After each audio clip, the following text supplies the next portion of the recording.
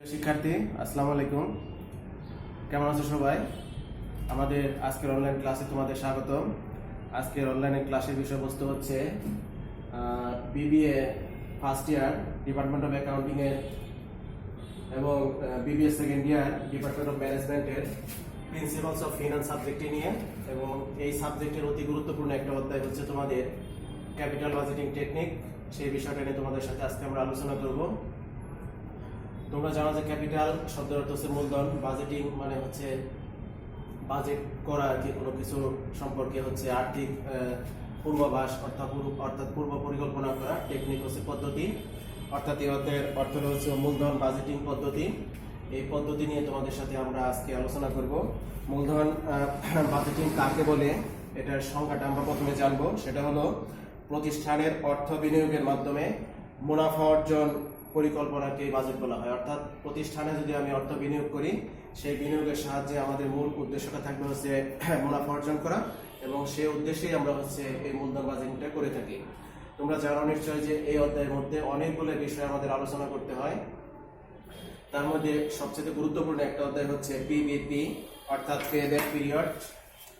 PBP অর্থাৎ pay back period অর্থ হচ্ছে বিনিয়োগ পরিশোধের সময়কাল। আমি প্রতিষ্ঠানে সম্পদ বিনিয়োগ করি, অর্থ বিনিয়োগ করি, আমার প্রধান টার্গেটটা থাকে হচ্ছে কত কম সময়ের মধ্যে এই টাকাটাকে আমরা উত্তোলন করতে পারি, অর্থাৎ টাকাটা আমরা মূলধন হিসেবে ফেরত নিয়ে আসতে পারি। সেটা হচ্ছে বিনিয়োগ পরিশোধকাল।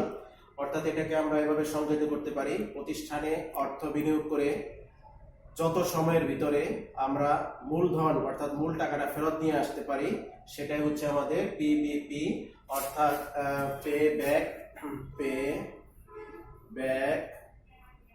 পিরিয়ড। অর্থাৎ এটার বাংলা অর্থটা হচ্ছে বিনিয়োগ পরিশোধ সময়কাল। আজকে আমরা হচ্ছে এই বিষয়টা নিয়ে তোমাদের সাথে আলোচনা করব। এই পে ব্যাক পিরিয়ডের দুইটা পদ্ধতিতে আমরা করতে পারি। আমাদের প্রথমে দেখতে হবে আমার যে বিনিয়োগকৃত টাকা সেটা যদি প্রতি বছর সমহারে ফেরত আসে, তাহলে তার জন্য একটা হিসাব ধার্য করতে হবে, একটা ফর্মুলা ইউজ করতে হবে। যদি আমাদের টাকাটা ভিন্ন ভিন্ন বছর ভিন্ন ভিন্ন ভাবে ফেরত আসে, তাহলে ভিন্ন রকম একটা সূত্রের সাহায্যে আমাদের প্রয়োগ করতে হবে। যদি প্রতিষ্ঠানে প্রতি বছর সমান টাকা ফেরত আসে, তাহলে আমাদের যে সূত্রটা প্রয়োগ করতে হবে সেটা হলো PBP equal to NCO divided by NCB অথবা সিএফএটি। অর্থাৎ পিবিপি যখন আমরা প্রতি বছর আমাদের এনসিবির টাকাটা সমান হবে, অর্থাৎ প্রতি বছর সমান টাকা ফেরত আসবে, তখন হচ্ছে এই ফর্মুলাটা আমাদেরকে কি করতে হবে, ইউজ করতে হবে। পিবিপি সমান NCO divided by NCB oblique হচ্ছে কি সিএফএটি। এনসিও শব্দের অর্থ হচ্ছে নেট ক্যাশ আউটলে, অর্থাৎ আমরা যে টাকাটা প্রাথমিকভাবে বিনিয়োগ করি।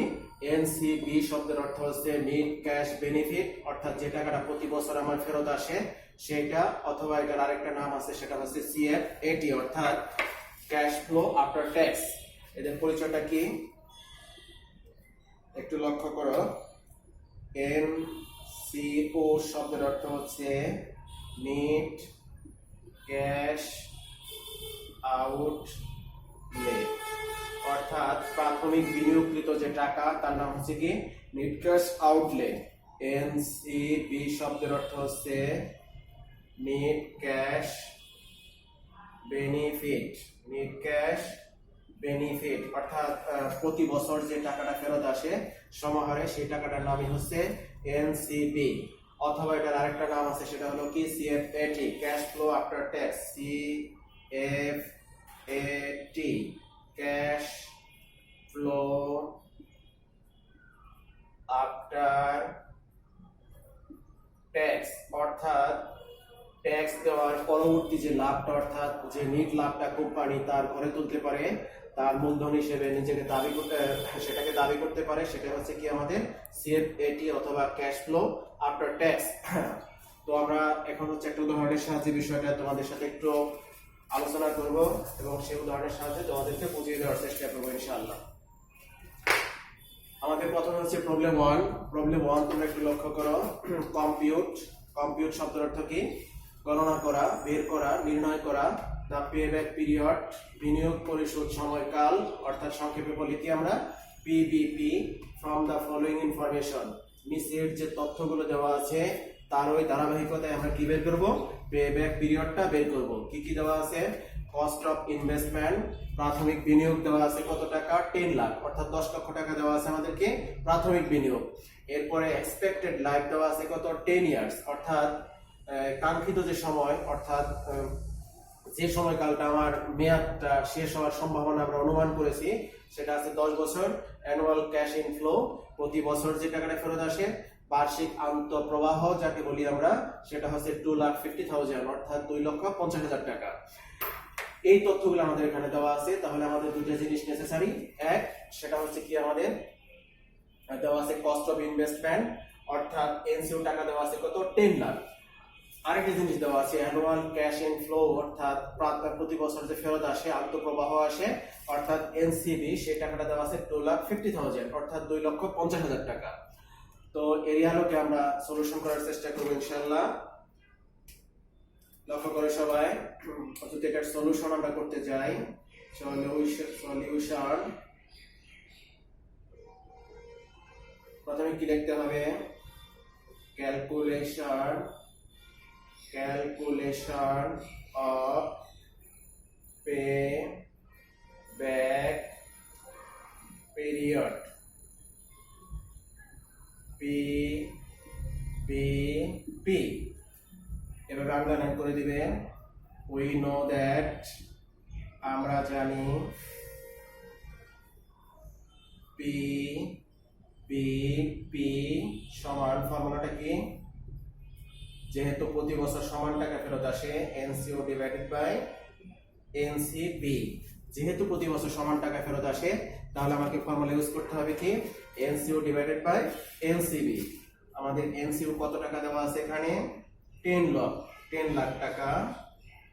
এনসিবি দেওয়া আছে কত, 2,50,000 টাকা। আমরা যদি এটাকে ডিভাইড করি, ভাগ করে দেই, তাহলে 10 লক্ষকে যদি আমরা 2,50,000 ভাগ দেই, তাহলে থাকে কত, 4 ইয়ার্স, অর্থাৎ 4 বছর। তো শিক্ষার্থী বন্ধুরা, তোমরা লক্ষ্য করো, আমরা এক্সপেক্টেড লাভ ধরেছিলাম কত বছর, 10 বছর, যে টাকাটা কত বছরে ফেরত আসবে, 10 বছরে ফেরত আসবে। কিন্তু আমরা দেখলাম যে টাকাটা কত বছরে ফেরত আসছে, 4 বছরে ফেরত আসছে, অর্থাৎ এই রেজাল্ট হচ্ছে কত আমাদের, 4 ইয়ার্স। এটা হচ্ছে আমাদের প্রবলেম 1 এর সলিউশন। আশা করি নিশ্চয়ই তোমরা বুঝতে পেরেছো। আমরা হচ্ছে এর ধারাবাহিকতায় আরেকটি সলিউশন সব প্রবলেম নিয়ে তোমাদের সাথে কথা বলবো। প্রবলেম নাম্বার হচ্ছে 2, স্ক্রিনে দেখা যাচ্ছে প্রবলেম 2। সবাই একটু লক্ষ্য করো, প্রবলেম 2 তে কি বলা আছে, যে কস্ট অফ মেশিন ইজ টাকা 4 লাখ। কস্ট অফ মেশিন, অর্থাৎ মেশিনের যে খরচ, এটাকে আমরা প্রাথমিক বিনিয়োগ বলি, এনসিও বলি, সেটা দেওয়া আছে কত, 4 লক্ষ টাকা। ফলোইং ডাটা আর অ্যাভেলেবল, এই ডাটাগুলো, তথ্যগুলো এখানে দেওয়া আছে। আমাদের কি দেওয়া আছে, ইয়ার দেওয়া আছে 1 থেকে 5 বছর পর্যন্ত, অর্থাৎ ইয়ার 1, 2, 3, 4, 5। যদিও আমাদের ইয়ারগুলো আলাদা আলাদা দেওয়া আছে, তারপরেও আমরা লক্ষ্য করব যে প্রতি বছরের সিএফএটি অথবা এনসিবি যাকে বলি আমরা, প্রতি বছর সমান টাকা কিন্তু লক্ষ্য করা যাচ্ছে। সেটা কত কত আছে, 1,10,000 প্রতি বছর। অর্থাৎ এখানে আমাদের যে ফর্মুলা, অর্থাৎ নিয়মটা বলেছিলাম যে প্রতি বছর সমান টাকা এখানে ফেরত আসে কিনা, সেটা হচ্ছে কি আমাদের এনসিবি, ক্যালকুলেট পিবিপি। তো আমাদের কি চাইছে, পিবিপি চাইছে। তো পিবিপিটা হচ্ছে ফরম্যাটটা আমাদের খুব সহজ, যেহেতু প্রতি বছর সমান টাকা আসছে, এই সমান টাকার সাহায্যে আমাদের কি করতে হবে, এটাকে ক্যালকুলেশন করতে হবে। তো আমাদের সেই আগেরটার মধ্যে হচ্ছে প্রবলেম 1 এর মধ্যে হচ্ছে আমাদের সলিউশনটা করতে হবে, যে এখানে আমরা লিখে নিব হচ্ছে সলিউশন কত, সলিউশন 2, অর্থাৎ 2 এর সলিউশনটা কি হবে, ক্যালকুলেশন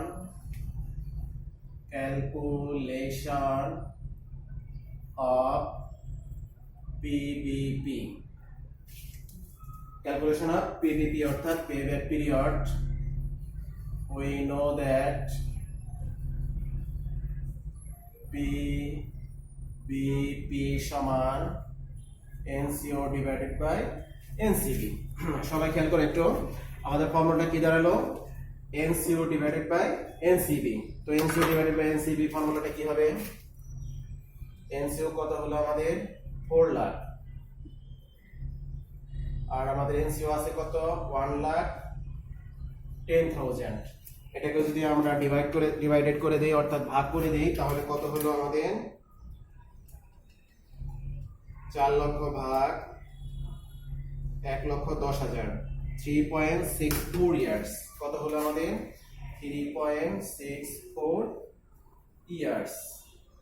আশা করি তোমরা এই প্রবলেমের সলিউশনটাও বুঝতে পেরেছো। অর্থাৎ প্রতি বছর যদি সমান টাকা ফেরত আসে, এটার জন্য খুব ইজি একটা ফর্মুলা আমরা ইউজ করি। সেই ফর্মুলাটা হচ্ছে পিপিপি সমান এনসিইউ ডিভাইডেড বাই এনসিবি। এবার হচ্ছে শিক্ষার্থী বন্ধুরা, আমরা হচ্ছে এই এনসিবির টাকাটা যদি প্রতি বছর ভিন্ন ভিন্ন হয় তাহলে কোন ফর্মুলাটা ইউজ করব সেটা নিয়ে তোমাদের সাথে একটু আলোচনা করব। আমরা যদি এই সমস্যাটাকে একটু এডিট করে লিখি, এই প্রশ্নের উত্তরটা নিশ্চয়ই তোমরা দেখতে পাচ্ছ, আশা করি তোমাদের স্ক্রিনে দেখা যাচ্ছে। আমরা হচ্ছে পরের যে প্রবলেম 3 বলবো আমরা এটাকে, যেহেতু দুইটা প্রবলেম নিয়ে আমরা আলোচনা করেছি। এটা হচ্ছে কত প্রবলেম হচ্ছে 3। আমরা যদি এটাকে যদি আমরা একটু কনভার্ট করে দেই, যে কস্ট অফ মেশিন আমি ধরে নিলাম 2 লাখ টাকা, কত 2 লক্ষ টাকা, এবং এখানে এনসিবি যদি আমরা চেঞ্জ করে দেই, অর্থাৎ এখানে 1,10,000 টাকা ছিল, এগুলোকে যদি আমরা একটু পরিবর্তন করে দেই, এখানে সাপোজ তুমি নিয়ে নাও হচ্ছে 30,000 টাকা, 40,000 টাকা, 50,000 টাকা, 60,000 টাকা, 70,000 টাকা। Calculate PVP. আমাদের প্রশ্নের ধারাবাহিকতা দেখো যে প্রায় সেম আছে। এখানে কি লেখা আছে? Cost of A machine is টাকা কত 2 লাখ, এই মেশিনের কস্ট আছে কত 2 লক্ষ টাকা। ফলোইং ডাটা আর অ্যাভেলেবল, এই ডাটাগুলো নিচে দেওয়া আছে। ইয়ার দেওয়া আছে 1 থেকে 5 পর্যন্ত, আর এখানে সিএফএটি অথবা এনসিবি দেওয়া আছে 30,000, 40,000, 50,000, 60,000 and 70,000। অর্থাৎ প্রতি বছর আমাদের কি আছে? ভিন্ন ভিন্ন টাকা এখানে দেওয়া আছে। এই ভিন্ন ভিন্ন টাকা থাকলে আমাদের যে কাজটা করতে হবে সেটা হলো একটু ভিন্ন রকম করে এটা সলিউশনটা করতে হবে। সলিউশনটা কি রকম হবে? এর জন্য একটা টেবিল করতে হবে, অর্থাৎ একটা ছক এঁকে নিয়ে তারপরে অঙ্কটা করতে হবে। ছকের মধ্যে কি লিখতে হবে শিক্ষার্থীরা একটু লক্ষ্য করো। সলিউশন কত 3, এখানে লিখতে হবে টেবিল ফর ক্যালকুলেশন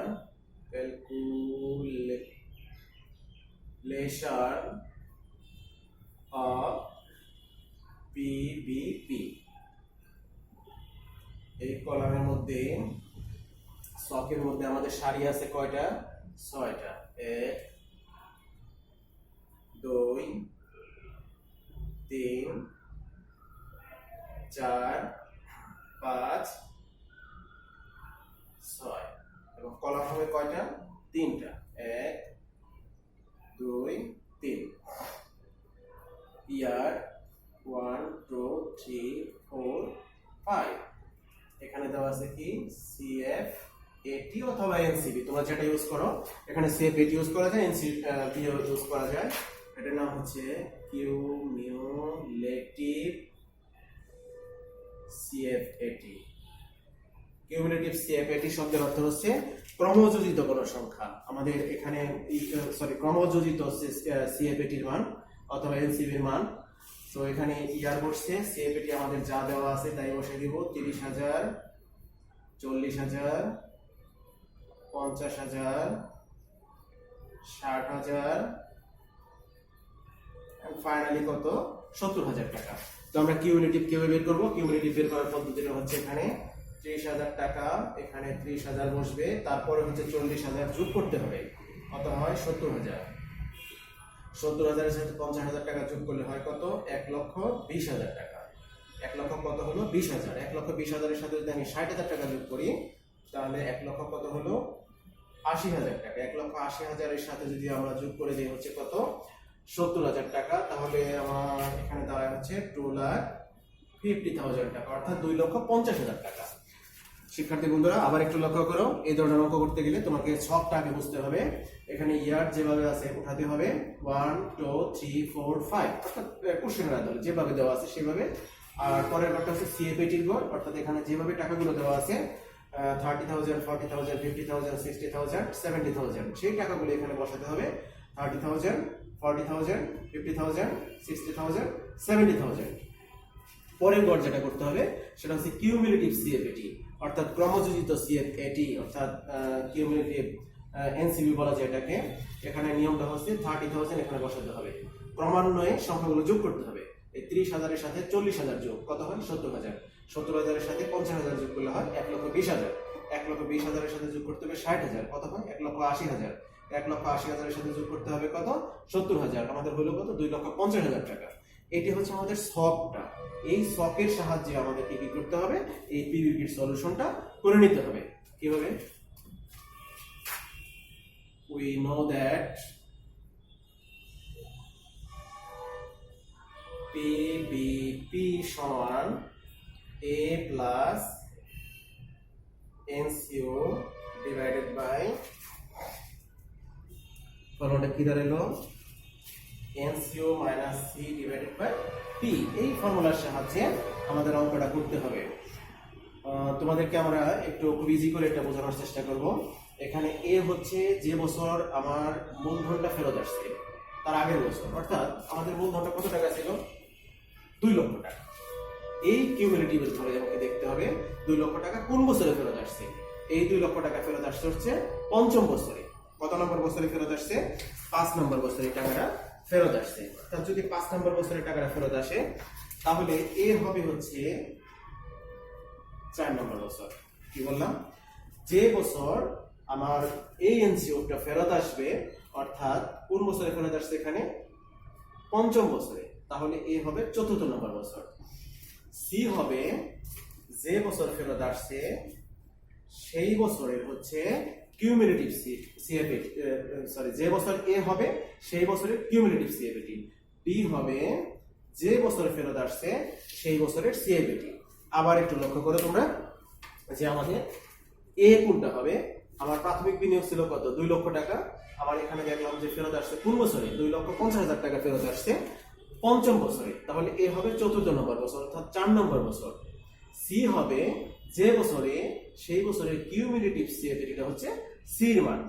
ডি হবে যে বছর সে ফেরত আসছে, অর্থাৎ পঞ্চম বছরের সিএফএটির মান। এই মানগুলো আমরা এখানে বসিয়ে অঙ্কটা হচ্ছে কমপ্লিট করে দেব। দেখো এখানে মানটা বসালে কি হয়? 4 যোগ এখানে কত হলো? 2 লক্ষ মাইনাস সির মান কত? 1,80,000। এর মান কত হবে? 70,000। এটাকে যদি আমরা ক্যালকুলেশন করি তাহলে কি দাঁড়ায়? একটু লক্ষ্য করো, আমরা একটু উপরে দিকে একটু মুছে দেই। এরপরে যদি আমরা এখানে দেখি 4 যোগ 2 লক্ষ থেকে 1,80,000 গেলে থাকে হচ্ছে কত? 20,000। এখানে থাকে কত? 70,000। 4 যোগ আমরা 20,000 কে কি করব? 70,000 দিয়ে ভাগ দেব। এখানে কত হয়? 0.29, অর্থাৎ 4.29 ইয়ার্স। তো আমরা হচ্ছে আজকে ক্যাপিটাল বাজেটিং অধ্যায়ের খুব গুরুত্বপূর্ণ একটা বিষয় নিয়ে তোমাদের সাথে আলোচনা করলাম। সেটা হচ্ছে পিভিপি। পিভিপি করার ক্ষেত্রে আমাদের প্রতি বছর টাকাটা কি হয়? সমান হারে ফেরত আসে, সেই ফর্মুলাটা আমরা ইউজ করা শিখেছি। এবং যদি প্রতি বছর অসমান টাকা ফেরত আসে সেই বিষয়টা তোমাদের সাথে আমরা কি করেছি? আলোচনা করেছি। আশা করি তোমাদের বোধগম্য হয়েছে। আগামী দিন এই অধ্যায় নিয়ে আমরা বিস্তারিতভাবে আবারও অন্য কোনো টপিকস নিয়ে কথা বলবো। সবাই ভালো থাকো। আল্লাহ হাফেজ।